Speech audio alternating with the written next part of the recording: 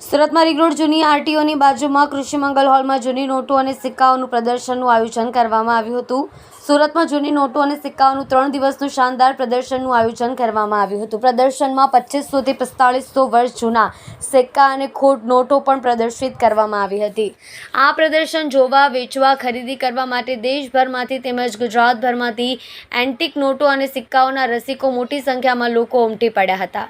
આ પ્રદર્શનમાં મુઘલ, મરાઠા, બ્રિટિશ કાળમાં ચલણમાં વાપરવામાં આવેલા જૂના સિક્કા અને જૂના સમયની ચલણમાં રહેલી નોટોએ લોકોનું ધ્યાન ખેંચ્યું હતું તેમજ કેટલીક દુર્લભ વસ્તુઓ, મૂર્તિઓ, પોસ્ટની ટિકિટોનું પણ મોટું કલેક્શન આ પ્રદર્શનમાં મૂકવામાં આવ્યું હતું। તેમાં અનેક સિક્કાઓ 500 વર્ષથી જૂના છે। તેઓની તરફથી દાવો કરવામાં આવ્યો હતો કે આ વસ્તુઓને જુઓ તો પણ ઉત્સુકતા લાગે તેવું હતું।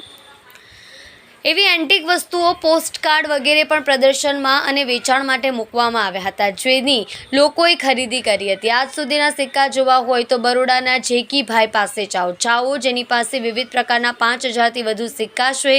અનન્ય સંગ્રહ, જેમાંથી કેટલાક અત્યંત પ્રાચીન અને અમૂલ્ય છે, એટલે કે ચંદ્રગુપ્ત મૌર્યના સમયના સિક્કાઓ પણ તેમની પાસે છે।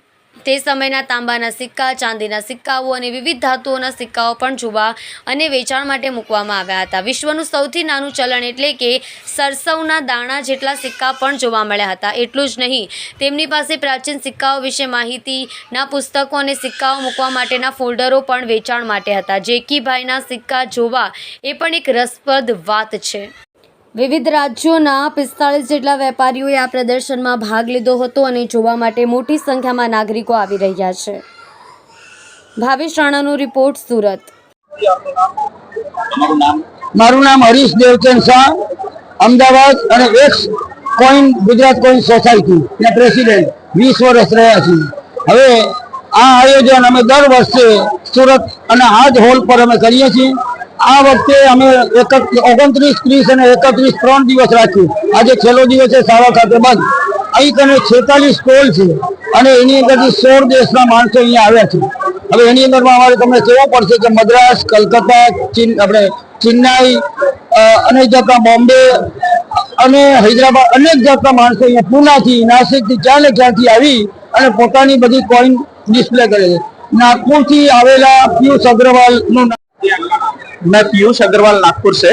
ये जो कॉइन्स बताया मैंने, ये अलेक्जेंडर द ग्रेट, जो अलेक्जेंडर राजा था उसके कॉइन है। ये इसको टेट्राडाम बोलते हैं। 4 रुपया एक हिसाब से 16 ग्राम करीब का होता है और ये बहुत रेयर कॉइन होते हैं। ये करीब 2000 साल पुराने कॉइन्स है और बहुत रेयर है, अभी मिलना बहुत मुश्किल है। ये इसकी कीमत अभी क्या होगी मार्केट? अप्रोक्सीमेटली ये जिस कंडीशन में है करीब 25 से 1000 रुपए का एक कॉइन होता है जी।